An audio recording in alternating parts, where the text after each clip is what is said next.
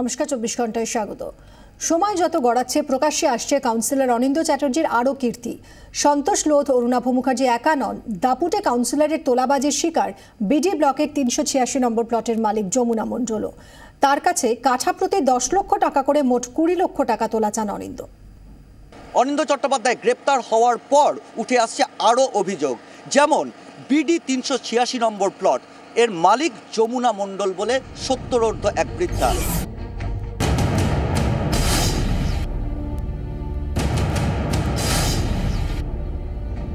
স্বামীর সূত্রে বিডি ব্লকের 386 নম্বর প্লটের মালিকানা আসে যমুনা মণ্ডলের হাতে। জয়নগরের বাসিন্দা 70 যমুনা দেবী শয্যাশায়ী, সম্পত্তি দেখভাল করেন গৌতম চক্রবর্তী। মার্চে বাড়ি তৈরির কাজ শুরু করতেই হাজির হয়ে যায় অনিন্দ্য দলবল। হুমকি, কাজ শুরু করতে দিতে হবে 20 লক্ষ টাকা। কাঠা প্রতি 10 লক্ষ টাকা হিসেবে 20 লক্ষ টাকা চাওয়া হয়েছিল। অসুস্থ যমুনা দেবীর 20 লক্ষ টাকা দেওয়া সাধ্যাতের, তাই কাউন্সিলরের হাতে পায়ে ধরে চলতে থাকে অনুনয়। হ্যাঁ, সহযোগিতা তো অবশ্যই করব, কিন্তু এখানে এই টাকাটা আমাকে দিতে হবে, এখানকার আমার খরচাপাতি ইত্যাদি যা বলে উনি আমার কাছে এই টাকাটা ডিমান্ড করেন। বৃথা চেষ্টা, দর কমাতে রাজি হননি অনিন্দ্য। নিরুপায় গৌতম বাবুরা দৌড়ন পুলিশের কাছে, কিন্তু তাতেও বিশেষ সুবিধা হয়নি। আমরা পুলিশকে জানিয়েছিলাম, সে কথাটা আমি ওনাকে বলেছিলাম যে আমরা কিন্তু নিরুপায় হয়ে কিন্তু প্রশাসনের দ্বারস্থ হব। উনি পরিষ্কার বলে দেন, প্রশাসন কেন, আমার ওয়ার্ডে আমি শেষ কথা, এখানে কারোর কোনো কথা চলে না। অগত্যা কাজ বন্ধ রাখতে বাধ্য হন গৌতম বাবু। মাস 4 ধরে পরিত্যক্তই পড়েছিল বিডি ব্লকের জমি। মঙ্গলবার অনিন্দ্য চ্যাটার্জি গ্রেফতার হতেই আশার আলো দেখছেন গৌতম বাবুরা। 2-1 দিনের মধ্যেই পুলিশে ফের অভিযোগ দায়ের করছেন তারা। আমরা আবার পুলিশের কাছে সমস্ত তথ্য সামগ্রী একসাথে এক জায়গায় করে আমরা অভিযোগ জানাবো। পুলিশ সূত্রে ইঙ্গিত যে এই রকম অভিযোগ যদি ফের পাওয়া যায় কাউন্সিলরের বিরুদ্ধে, তবে তার বিরুদ্ধে নতুন করে মামলা করা হবে। তুষার ঘটকের সঙ্গে সিজার মণ্ডল ও নান্টু হাজারের রিপোর্ট, 24 ঘন্টা। 41 নম্বর ওয়ার্ড জুড়ে তোলাবাজির জাল ছড়িয়েছিলেন কাউন্সিলর অনিন্দ্য চট্টোপাধ্যায়। পাড়ার রিক্সা চালক থেকে ছাতু বিক্রেতা কিংবা সেলুন মালিক, তার শিকারী নজর এড়াতে পারেননি কেউই। গোটা ওয়ার্ড জুড়ে মর্জি মাফিক নিয়ম চালু করেছিলেন জেলবন্দি কাউন্সিলর। পুর নিগমের সম্পত্তিও ভাড়া দিতেন নিজের ইচ্ছে।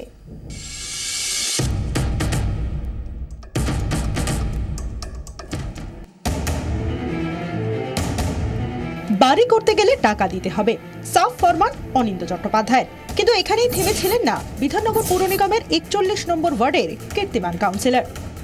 41 নম্বর ওয়ার্ডের রিক্সা চালক থেকে শুরু করে সামান্য ছাতুওয়ালা বা স্ত্রীর দোকানদার, প্রত্যেককেই এখানে মাসে পয়দা দিতে হতো কাউন্সিলর অনিন্দ্য চট্টোপাধ্যায়কে, আর না দিলে তাদের ব্যবসা বন্ধ করে দেওয়ার হুমকি।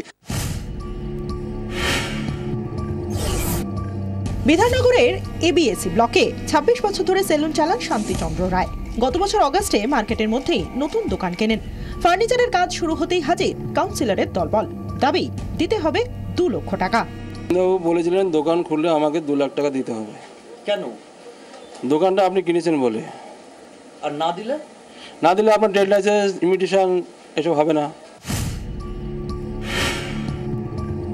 নেক্সট টার্গেট রিক্সাওয়ালারা। প্রতি মাসে 100 টাকা করে নাজরানা না দিলে রিক্সা চালিয়ে খাওয়া যাবে না, হিসেব বুঝিয়ে দেন অনিন্দ্য বাবু। ওয়ার্ড অফিসে ডেকেছিল, উনি ডেকে বলেছে কাউন্সিলর অনিন্দ্য চট্টোপাধ্যায়। আমরা বলেছি কোনো টাকা পয়সা আমরা দিতে পারবো না, রিক্সা চালিয়ে খায়, আপনারা মিছিল মিটিংয়ে ডাকলে আমরা যাব, কিন্তু আমরা কোনো টাকা পয়সা দিতে পারবো না। কাউন্সিলরের শিকারীর নজর এড়াতে পারেননি স্ত্রীওয়ালা ছাতু বিক্রেতাও। পেট চালাতে কাউকে মাসে 50, কাউকে 100 টাকা করে দিতে হতো অনিন্দ্য চট্টোপাধ্যায়কে। কত বললেন? 100। সেই টাকা তো আপনি পাননি, যে টাকা নিচ্ছে এগুলো আপনারা কোথাও জানিয়েছিলেন কখনো? না, 100 रुपया हर महीना? हर एक महीना। कितने दिनों से दे रहे हैं आप? अरे 2-4 महीना हो ही गया। बोलता सत्तू लगाता है, पैसा दो 100 रुपया। পকেট ভরাতে শুধু অবশ্য তোলার উপরে ভরসা রাখেননি অনিন্দ্য। 41 নম্বর ওয়ার্ড জুড়ে কার্যত নিজের নিয়ম চালু করেছিলেন। পুর নিগমের সম্পত্তি নিজের মেজাজ মর্জি অনুযায়ী ভাড়া খাটাতেন অনিন্দ্য চট্টোপাধ্যায়। স্থানীয় ব্যবসায়ী অজয় সাউকে গত 1 বছর ধরে তিনি এই প্রপার্টিটাই ভাড়া দিয়ে রেখেছিলেন। কাউন্সিলর থেকে কথা বলে এই দোকানটা নেওয়া হয়েছে। আচ্ছা, সেটা কতদিন আগে নিয়েছে? এই আপনার এই দোকানটা তো তৈরি হয়েছে 1 বছর 1.5 বছর চলবে বয়স। 41 নম্বর ওয়ার্ড জুড়ে এভাবেই ছড়িয়ে ছিটিয়ে রয়েছে অনিন্দ্য তোলাবাজির অসংখ্য প্রমাণ। কাউন্সিলর জেলবন্দি হওয়ায় স্বস্তির নিঃশ্বাস ফেলছেন খেটে খাওয়া মানুষগুলো। এবার আমি কালকে দোকানটা খুলেছি, আজকে ঝাড়পোছ করবো, রং ফং হবে, ফার্নিচারের কাজ হবে, তারপরে খুলবো দোকান। ক্যামেরায় তুষার ঘটকের সঙ্গে সিজার মণ্ডল, 24 ঘন্টা। আরব বিপাকে তৃণমূল কাউন্সিলর অনিন্দ্য চ্যাটার্জি। এবার অনিন্দ্যর আয় বহির্ভূত সম্পত্তি নিয়ে তদন্ত করতে পারে দুর্নীতি দমন শাখা। কাউন্সিলরের আয় বহির্ভূত সম্পত্তির হদিশ পেতেই তদন্ত শুরু হচ্ছে। গ্রেফতারির পর অনিন্দ্য চট্টোপাধ্যায়ের বিরুদ্ধে বিভিন্ন জায়গা থেকে তোলাবাজির অভিযোগ উঠতে শুরু করেছে। তাই অনিন্দ্য অস্থাবর সম্পত্তির পরিমাণ কত তা খতিয়ে দেখতে চায় দুর্নীতি দমন শাখা। শিগগিরই দুর্নীতি দমন শাখার আধিকারিকরা তদন্ত শুরু করতে চান।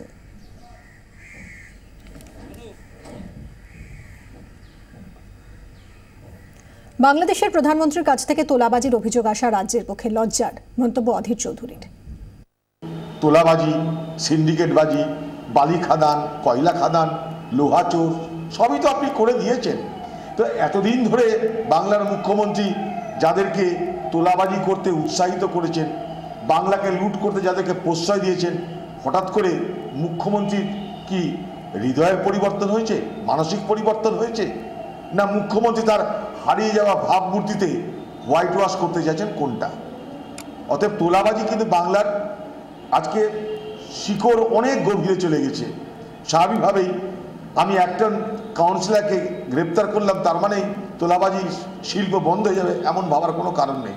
আরও বড় কথা, যেখানে বাংলাদেশের প্রধানমন্ত্রীর তরফ থেকে হস্তক্ষেপ করতে হয়েছিল, সব মানুষের সে ভাগ্য নেই যে কোনো দেশের প্রধানমন্ত্রী অনুরোধ করবেন।